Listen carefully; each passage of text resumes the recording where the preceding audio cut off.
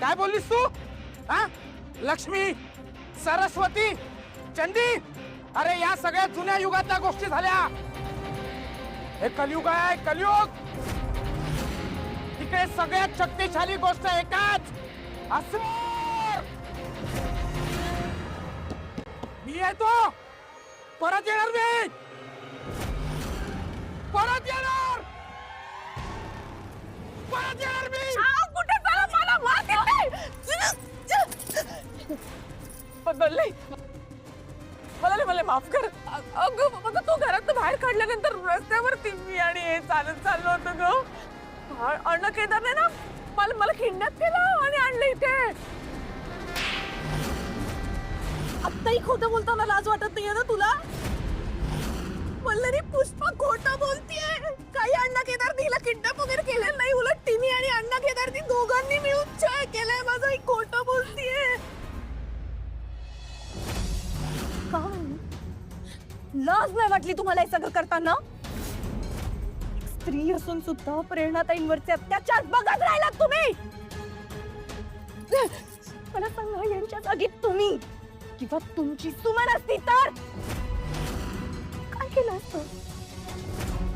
स्त्री असून दुसऱ्या स्त्रीचा एवढा विश्वास कसा केला तुम्ही? सांगा ना. काहीच वाटलं नसतं तिला वल्लरी, कारण बाईच्या जातीला कलंक आहे ती. तिने आणि अण्णा केदारनी तर अत्याचार केलेच माझ्यावर, पण तो रघु भावासारखं मानलं ग मी त्याला, पण त्याने छळलं मला. त्या रघुवर तर संशय आलाच होता मला प्रेरणाताई. आणि अण्णा केदार तर नीचच आहे. पण या मला बहीण मानलं होतं ना मी. तुमच्यावर अख्ख्या घराची जबाबदारी सोडून जायचंय ना मी. का वागलं तसं? बोला ना. आता तुमची जागा फक्त तुरुंगात आहे. वल्लरी, नको ग, नको नको. ते काम माझ्यावर सोड. चल. अगं अगं चल. ऐक ऐक ऐक ऐक के बघ. ऐकाल ऐक ना ग. ऐक जा, ऐक तर. ऐक जा, ऐक तर.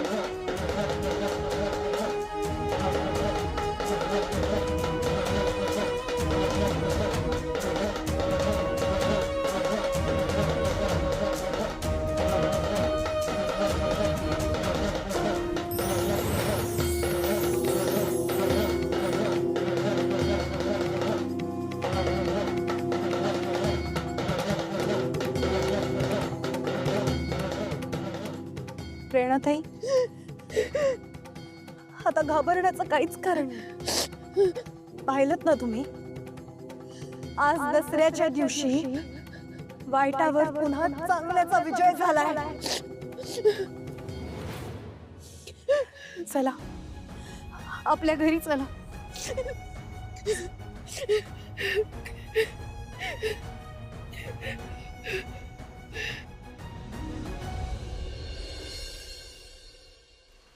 प्रेरणाताई, बऱ्या आहात ना तुम्ही? ठीक वाटतंय का आता?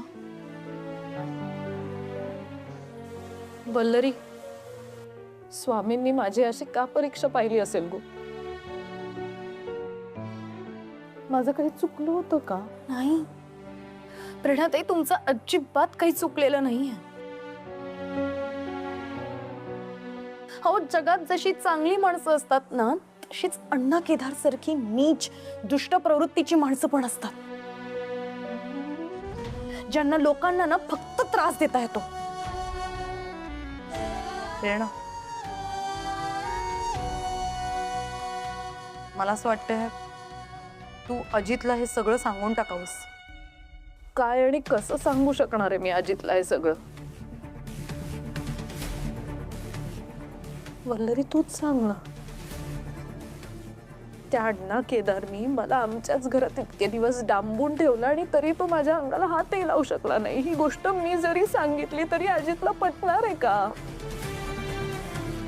प्रेरणाताई, काय बोलताय तुम्ही हे? अजित भाऊंचा सगळ्यात जास्त तुमच्यावर विश्वास आहे. त्यामुळे तुम्ही न घाबरता त्यांना सगळं काही खरं खरं सांगायला हवं.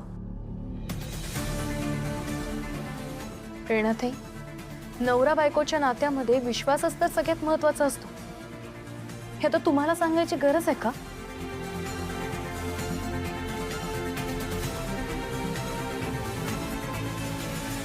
हो प्रेरणा, वल्लरी बोलते ते बरोबर आहे. कुठल्याही नात्यात ट्रान्सपरन्सी ही हवीच.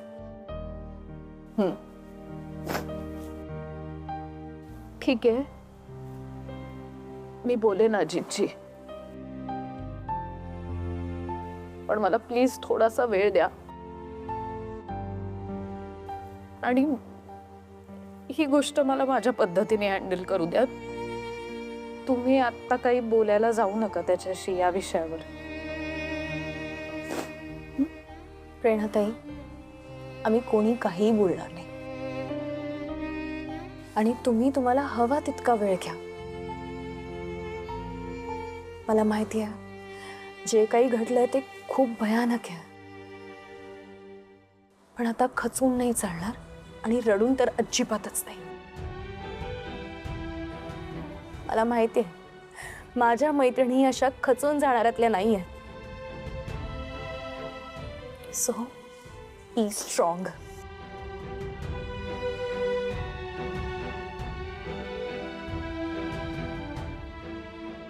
वल्लरी, जरा येतेस का? मला बोलायचं आहे.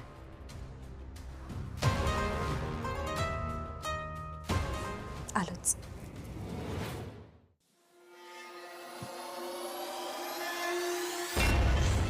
काय झालं त्याच्यात?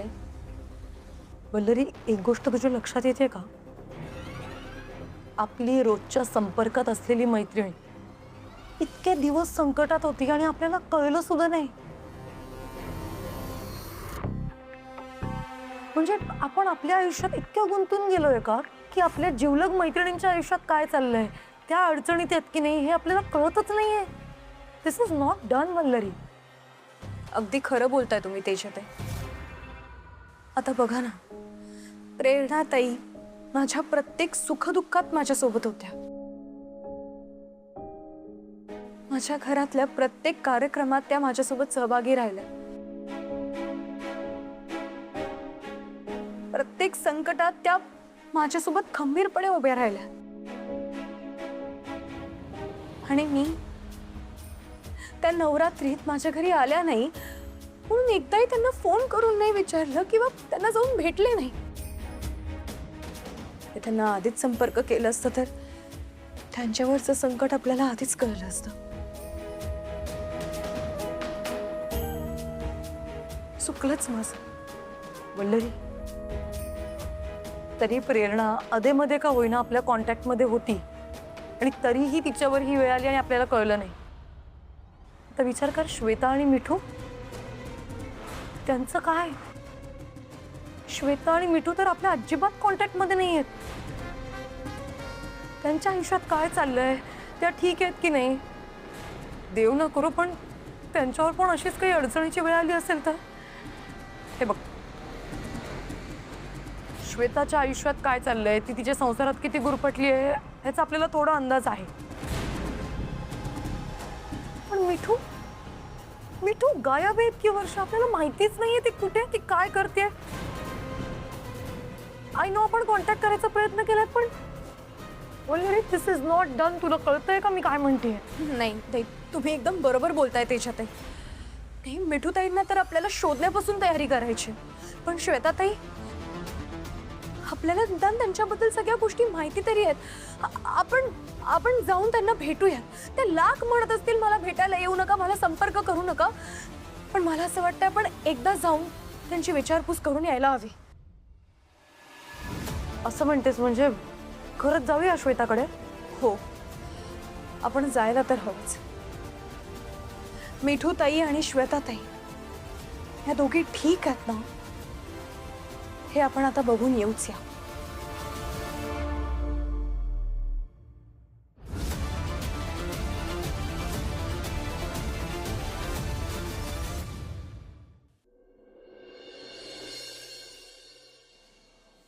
बाप रे, वल्लू, फक्त ऐकून माझ्या अंगावर काटा आला ग. प्रेरणा त्यांनी कसं काय सहन केलं इतके दिवस हे सगळं? खरंच या सगळ्याचा खूप मोठा धक्का बसलाय त्यांना. त्यात अजित भाऊजी पण नाहीये तिथे. अगं पण आपण जवळ असून तरी काय उपयोग ग? आपल्याला कुठे कळलं त्या इतक्या मोठ्या संकटात अडकल्या आहेत त्या. काय की कधी कधी आपण आपल्याच प्रॉब्लेम मध्ये इतकं गुरफटून जातो ना की आपल्याच माणसाच्या आयुष्यात काय सुरू आहे याबद्दल काहीच माहिती नसते आपल्याला. खर तर त्या नवरात्रीमध्ये नाही आल्या ना, तिथेच मला लक्षात यायला हवं होतं. पण वाईट कसलं वाटतंय माहिती? प्रेरणाताईंना त्रास देणाऱ्या माणसांमध्ये पुष्पा वहिनी होत्या. वहिनी इतक्या खालच्या थराला जातील असं वाटलं नव्हतं. कधी कधी काही माणसांचं वागणं आपल्या हातात नसतं. पण या सगळ्यामुळे एक गोष्ट माझ्या लक्षात आली. सुडाची भावना माणसाला पार अंधळ बनवते.